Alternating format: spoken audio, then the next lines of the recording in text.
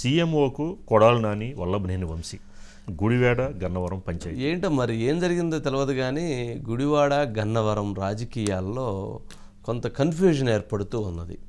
మరీ ఎక్కువగా గన్నవరము రాజకీయం మరీ ఎక్కువ కన్ఫ్యూజన్ ఏర్పడుతూ ఉన్నది. ఇప్పుడు గుడివాడకు సంబంధించి ఎవరైతే అక్కడ ఇప్పుడు ఉన్నటువంటి దాంట్లో కొడాలి నాని అక్కడ వైసీపీ అభ్యర్థిగా ఇచ్చేస్తున్నారు. అట్లాగే తెలుగుదేశం పార్టీ జనసేన ఉమ్మడి అభ్యర్థిగా వెనిగండ్ల రాము అక్కడి నుంచి రంగంలోకి దిగుతున్నారు. మరి కొంత అక్కడ ఈ మధ్య కొడాలి నాని కూడా కొంత స్పీడ్ తగ్గించారు అనేటువంటిది ఒక చర్చ జరుగుతుంది. ఇక గన్నవరంలో అయితే ఇక్కడ వంశీ అక్కడ వైసీపీ అభ్యర్థిగా కంటెస్ట్ చేస్తారని కొంత చర్చ జరిగినా ఇప్పుడు మరి కొంత కన్ఫ్యూజన్ ఏర్పడింది. లేదు ఆయన పనమలూరు పంపిస్తారు, లేక మైలవరం పంపిస్తారు, అక్కడ పంపిస్తారు, ఇక్కడ పంపిస్తారు అని ఆయన అటు ఇటు మొత్తం ఖాళీగా ఉన్న సీట్లని తిప్పుతూ ఉన్నారు. అక్కడ టీడీపీ అభ్యర్థిగా యాలగడ్డ వెంకట్రావు కంటెస్ట్ చేస్తున్నారు. ఇప్పుడు యాలగడ్డ వెంకట్రావు, వెనిగండ్ల రాము ఇద్దరూ కూడా ఎన్ఆర్ఐస్. ఓకే, వాళ్ళిద్దరూ ఎన్ఆర్ఐస్. వాళ్ళిద్దరూ ఇప్పుడు అక్కడ రంగంలో దిగారు. మరి ఎందుకనో ఇక్కడ ఈ విషయంలో వాళ్ళు వెళుతున్నటువంటి స్పీడు, వాళ్ళు పడుతున్నటువంటి కష్టం, ఆ స్థాయిలో వాళ్ళని ప్రజలు కూడా ఆ రకంగా రిసీవ్ చేసుకుంటున్నారు అన్నటువంటి ఏదైనా కానీ ఒక కన్ఫ్యూజన్తో కావచ్చు, ఏదైనా కావచ్చు, వీరిద్దరూ ఏమన్నా కొంత ఆందోళన చెందుతున్నారా?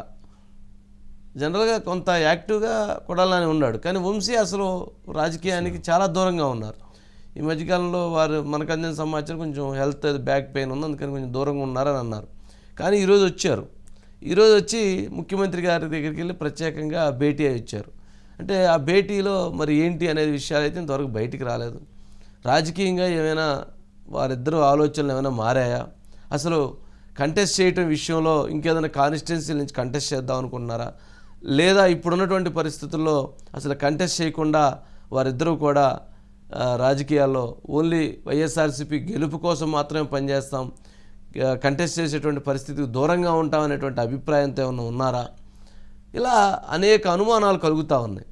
వంశీ విషయంలో అసలు బరిలో ఉంటాడా, ఉండడా, పోటీ చేస్తే గన్నవరం నుంచే చేస్తారా, లేదా ఇంకెక్కడి నుంచి అన్నా చేస్తారా, ఏంటి అనేటువంటిది అదొక పెద్ద కన్ఫ్యూజన్ ఏర్పడి ఉంది. మరి ఇవన్నీ మరి ముఖ్యమంత్రి గారి దగ్గర ఈరోజు ఈ మీటింగ్లో ఏమన్నా ఒక క్లారిటీకి వచ్చి ఉండేటువంటి అవకాశం ఉంది.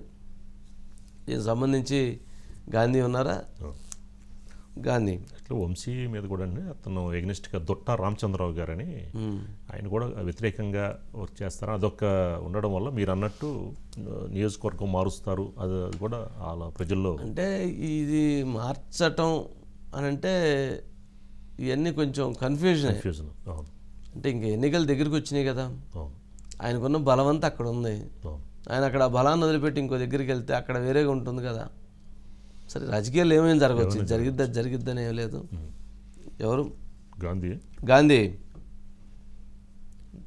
సార్ 5-10 సెకండ్స్లో మురళి గారు వస్తారని. ఓకే, మొత్తానికి మాత్రం మరి గుడివాడలో మాత్రం వెనిగండ్ల రాము గారు మాత్రం జనసేన కలిసి మాత్రం బాగా యాక్టివ్గా విలేజెస్ అన్ని అంటే అక్కడ తెలుగుదేశం పార్టీకి కుప్పం మంగళగిరి గెలిచిన దానికంటే కూడా గన్నవరం గుడివాడ గెలవటం అన్నటువంటిది వాళ్ళకు ముఖ్యంగా ఉంది. ప్రెస్టీజియస్ అంటే వాళ్ళు అట్లాంటి ప్రెస్టీజియస్ తీసుకున్నారు. కారణం ఏంటంటే ఈరోజు లోకేష్ చూపించిన రెడ్ బుక్లో కూడా ఇద్దరు కమ్మ సామాజిక వర్గానికి చెందినటువంటి లీడర్లు ఉన్నారు అని చెప్పని ఆ బుక్ చూపించారు. ఆ ఇద్దరు కింద ఎవరు కామెంట్ పెట్టారు, వాళ్ళిద్దరూ కొడాలి నాని, వంశీ అని చెప్పని ఎవరు కామెంట్ పెట్టారు. అంటే ఇది ఎలా ఉందంటే పార్టీ శ్రేణులు లేదా పార్టీకి అనుబంధంగా ఉండేటువంటి వాళ్ళు కూడా ఈ విషయాన్ని సీరియస్గా తీసుకున్నారు. వాళ్ళిద్దరూ మాట్లాడినటువంటి వైఖరి, వాళ్ళు మాట్లాడినటువంటి మాటలు ఎంటైర్ తెలుగు సమాజాన్ని, ఎంటైర్ ప్రజానీకాన్ని, మామూలు మహిళలు, మధ్యతరగతి మహిళలు, గృహిణులు, పిల్లల్లో కూడా ఒక నెగిటివ్ ఇది క్రియేట్ చేసింది. కాకపోతే అది జనం చూస్తున్నారు కదా అని అనొచ్చాము. ఇందాక ఈరోజు వెంకయ్యనాయుడు గారి ఆత్మీయ ఆయనకి సమావేశం జరిగింది. దాంట్లో ఆయనకు పద్మవిభూషణ్ వచ్చినందుకు ఈరోజు కార్యక్రమం జరిగింది. దాంట్లో వెంకయ్యనాయుడు గారు ఒక మాట చెప్పారు. ఏం చెప్పారంటే, ఈ బూతులు తిట్టేటువంటి వాళ్ళని మీరు బూతులతోటే సమాధానం చెప్పని అన్నారు.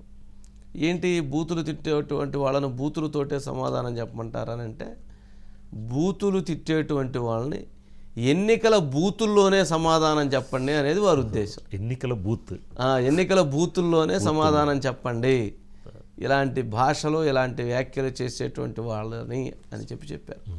ఎంత ఆలోచనగా చెప్పారు అంటే ప్రజలు మీ తీర్పుతోటి వాళ్ళు ఆగిపోతారు అనేటువంటిది వారి ఉద్దేశం. సరే, ఇట్లాంటి వాళ్ళ చాలా చాలా అంశాల గురించి వారు చెప్పారు.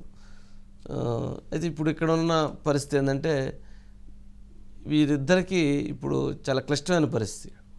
మరి ఎందుకు ప్రజాక్షేత్రంలో కూడా కొద్ది వ్యతిరేకత అనేది ఇంత ముందుగా జనరల్గా ప్రభుత్వం మీద ఉన్న వ్యతిరేకత ఉంటుంది, క్యాండిడేట్స్ మీద ఉన్న వ్యతిరేకత ఉంటుంది, ఇవన్నీ ఉంటాయి. బట్ వాళ్ళకి నల్లేరు మీద నడకలాగా ఉంటుంది ఎలక్షన్ అనేటువంటిది వాళ్ళకు ఉండేది. కానీ ఇప్పుడు వీళ్ళిద్దరు వెళ్ళిన తర్వాత అక్కడ అటువంటి పరిస్థితి లేదు.